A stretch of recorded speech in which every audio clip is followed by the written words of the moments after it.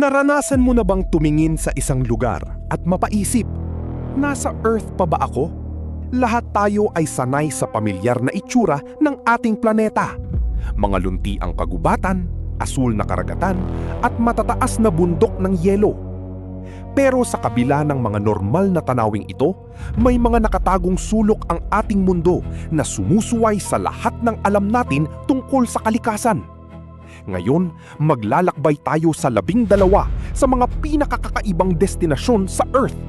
Mula sa mga islang may mga punong dumudugo, mga lawang kulay rosas, hanggang sa mga kuwebang may mga kristal na kasing laki ng gusali. Ihanda ang iyong isipan dahil ito ang mga lugar sa ating planeta na parang gawa ng mga aliens. 1. Socotra Island, Yemen. Magsisimula ang ating paglalakbay sa Arabian Sea sa baybayin ng Yemen. Maligayang pagdating sa isla ng Socotra. Pag-apak mo pa lang sa islang ito, mararamdaman mo agad na bumalik ka sa panahon ng mga dinosaur o kaya na may na-teleport ka sa planetang Mars na nagkataong may mga halaman. Ang mga sanga nito ay pataas na parang mga ugat na nakaturo sa kalangitan.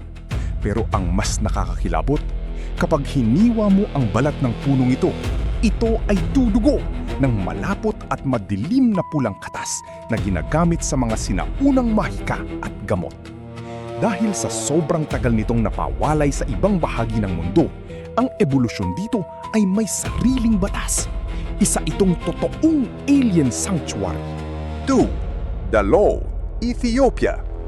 Mula sa kakaibang isla, tutungo tayo sa isa sa mga pinakamapanganib at pinakamainit na lugar sa mundo, ang Dalo sa bansang Ethiopia. Tignan mo ang mga kulay ng lugar na ito, matingkad na neon yellow, orange at berde. Mukha itong isang higanting palet ng pintura, pero huwag kang magkakamaling hawakan ito. Ang Dalo ay isang hydrothermal field kung saan ang kumukulong tubig ay humahalo sa magma at asin. Ang mga nakikita mong kulay ay gawa sa mga toxic na asupre, iron at iba pang mineral. Ang mga maliliit na pool dito ay puno-puno ng asido na kayang tumunaw ng balat. Isang nakakabighaning tanawin na nagpapaalala sa atin ng mga nakakalasong bulkan sa buwan ng Jupiter na Io. Maganda pero nakamamatay.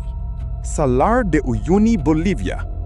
Para sa ating ikatlong destinasyon, aakyat tayo sa mataas na bulubunduking ng Andes sa Bolivia. Ipagpalagay natin na gusto mong maglakad sa ibabaw ng ulap. Dito sa Salar de Uyuni, ang pinakamalaking disyerto ng asin sa buong mundo, posibleng mangyari iyan. Kapag dry season, isa itong walang hanggang karagatan ng purong puting asin. Pero ang totoong mahika ay nangyayari kapag pumatak ang ulan. Ang kaunting tubig ay hindi naiipon, kundi kumakalat ng pantay, lumilikha ng isang higanting salamin na nagre-reflect ng kalangitan. Nawawala ang horizon at pakiramdam mo ay nakalutang ka sa gitna ng kalawakan. 4. Pamukkale, Turkey. Mula sa Bolivia, lilipad tayo papuntang Turkey. Sasalubungin tayo ng isang tanawin na mukhang palasyo ng yelo na natunaw sa init ng araw. Ito ang Pamukkale, na ang ibig sabihin sa wikang Turko ay Cotton Castle. Kahit mukha itong yelo o niebe, ang totoo, ang tubig dito ay maligamgam. Ang mga puting hagdan-hagdang palanggana ay gawa sa travertine, isang uri ng limestone na naiiwan ng mga bumubukal na thermal springs sa loob ng libo-libong taon. Ang asul na tubig sa loob ng mga puting batong ito ay parang mga maliliit na portal papunta sa ibang dimensyon. Hindi nakapagtataka na kahit noong panahon pa ng mga sinaunang Romano, ginagawa na itong sagradong paliguan. 5. Wadi Rum, Jordan. Kung gusto mong makarating sa planetang Mars nang hindi sumasakay ng spaceship, isang lugar lang ang kailangan mong puntahan, ang Wadi Rum sa bansang Jordan. Kilala rin bilang the Valley of the Moon, ang lugar na ito ay isang malawak na disyerto na pinalilibutan ng matataas na batong sandstone at granite. Dahil sa dami ng iron oxide sa buhangin nito, ang buong disyerto ay nagkukulay ng matapang na pula at orange. Ganitong-ganito ang itsura ng ibabaw ng Mars, kaya naman dito mismong kinuhanan ang pelikulang The Martian. Ang katahimikan at ang kulay ng Wadi Rum ay magpaparamdam sa iyo na ikaw ay isang astronaut na naglalakad sa ibang planeta. 6. Lake Hillier, Australia. Ngayon naman, pag-usapan natin ang mga kulay na hindi mo inaasahang makikita sa kalikasan. Sa kalagitnaan ng makapal na gubat sa isang isla sa Australia, makikita ang Lake Hillier. Isang lawa na hindi kulay asul, hindi kulay berde, kundi matingkad na bubblegum pink. At ang nakakabilib pa dito, hindi ito isang optical illusion. Kahit kumuha ka ng tubig at ilagay sa isang baso, mananatili itong kulay rosas. Pinag-aralan ito ng mga siyentipiko at nalaman nilang ang kulay ay nagmumula sa isang uri ng microalgae na tinatawag na Dunaliella salina na kayang mabuhay sa tubig na sobrang taas ng antas ng asin. 7. Fly Geyser, Nevada, US. Ang ating susunod na destinasyon ay hindi gawa lang ng kalikasan, kundi isang napakagandang aksidente ng tao. Nasa Nevada tayo para saksihan ang Fly Geyser. Noong 1960s, may mga nag-drill ng lupa para sa geothermal energy, ngunit hindi nila ito naisara ng maayos. Ang kumukulong tubig na mayaman sa minerals ay sumingaw pataas at sa paglipas ng dekada, bumuo ito ng mga kakaibang bukol at estruktura na may matingkad na kulay berde, pula at dilaw. Ang mga kulay na ito ay mula sa mga bakterya na nabubuhay sa kumukulong tubig. Patuloy pa rin itong bumubuga ng mainit na tubig at patuloy na lumalaki hanggang ngayon. 8. Zhangjiajie National Forest Park, China. Nakapanood ka na ba ng pelikulang Avatar? Kung pamilyar sa iyo ang mga lumulutang na bundok sa planetang Pandora, hindi na iyon kailangang i-CGI. Matatagpuan ang inspirasyon nito sa Zhangjiajie National Forest Park sa China. Libo-libong matataas at maninipis na haligi ng bato ang nakatayo ng diman-diman, umaabot ng libo-libong talampakan sa ere. Nabuo ang mga ito dahil sa milyong-milyong taon ng pag-ulan at pagguho ng lupa. Kapag makapal ang hamog, natatakpan ang base ng mga bundok na ito, kaya't nagmumukha silang mga higanting bato na literal na lumulutang sa ulap. Isang tanawin na napaka-imposibleng tignan. 9. Waitomo Glowworm Caves, New Zealand. Kung ang kalawakan ay nasa itaas natin, pwede bang magkaroon ng sariling kalawakan sa ilalim ng lupa? Sa bansang New Zealand, ang Waitomo Caves ang sasagot dyan.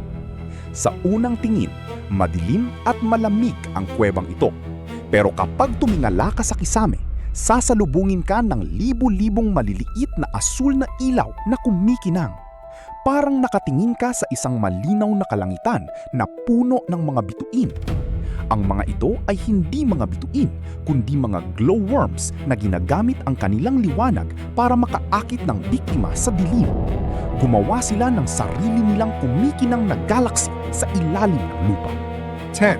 Rainbow Mountain, Vinicunca, Peru.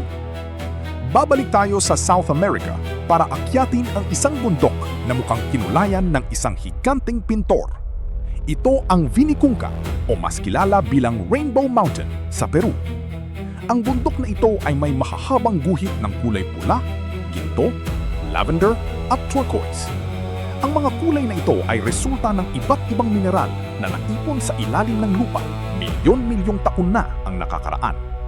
Ang nakakagulat, nadiskubre lamang ang lugar na ito kamakailan dahil dati itong natatakpan ng makapal na yelo na tuluyan ng natunaw dahil sa pagbabago ng klima. Isang napakagandang tanawin na may kaakibat na malungkot na katotohanan. 11.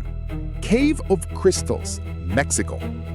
Humanda na dahil papasok tayo sa isa sa mga pinaka-nakakabilib ngunit pinakamapanganib na underground environment sa mundo, ang Cave of Crystals sa Naica, Mexico. Sa lalim na halos 1,000 talampakan sa ilalim ng lupa, matatagpuan ang isang kwarto na puno ng mga dambuhalang puting kristal na gawa sa selenite. Ang ilan sa mga kristal na ito ay umaabot sa 39 na talampakan ang haba at tumitimbang ng 55 tonelada. Pakiramdam mo ay naging kasing liit ka ng langgam na naglalakad sa palasyo ng yelo ni Superman. Ngunit Bawal magtagal dito. Ang temperatura sa loob ay umaabot ng halos 60 degrees Celsius na may 100% humidity. Kung wala kang suot na special cooling suit, mamamatay ka sa loob lang ng ilang minuto. 12. Lenchois Maranhenses National Park, Brazil. Para sa ating huling destinasyon, pupunta tayo sa bansang Brazil para tignan ang isang lugar na sumisira sa mga panuntunan ng pisika at heografya. Ito ang Lenchois Maranhenses. Sa unang tingin, isa itong walang hanggang disyerto na may mga mapuputi at matataas na buhangin. Pero ang kakaiba dito, sa gitna ng mga buhangin na ito ay may libo-libong malilinaw at asul na lagoon o lawa na naglipa na kahit saan. Paanong may mga lawak sa gitna ng disyerto? Nangyayari ito tuwing tag-ulan, kung saan ang makapal na batong nasa ilalim ng buhangin ay hindi pinapadaanan ng tubig, kaya naiipon ito sa itaas. Isang ilusyon ng kalikasan na nagpapamangha sa sinumang makakakita nito. Lagi tayong nakatingin sa langit, naghahanap ng senyales ng buhay sa ibang planeta. Gumagawa tayo ng mga pelikula tungkol sa mga alien worlds at mga tanawing hindi kapanipaniwala. Pero minsan, nakakalimutan natin na ang pinakakakaibang planeta sa buong kalawakan ay ang planeta kung saan tayo nakatayo. Mula sa mga bundok na nagpapalit ng kulay hanggang sa mga higanteng kristal na nakabaon sa lupa, ang Earth ay puno ng mga misteryo na naghihintay lang matuklasan. Hindi natin kailangan ng spaceship para makaranas ng isang alien world. Kailangan lang nating maglakbay, mag-explore at panatilihing bukas ang ating mga isipan. Salamat sa pagsama sa isang oras na paglalakbay na ito. Kung may alam pa kayong mga lugar sa Earth na parang gawa ng aliens, i-comment nyo sa ibaba at baka yun na ang maging susunod nating destinasyon. Huwag kalimutang mag-subscribe para sa marami pang makapigil hiningang dokumentaryo. Hanggang sa muli, keep exploring!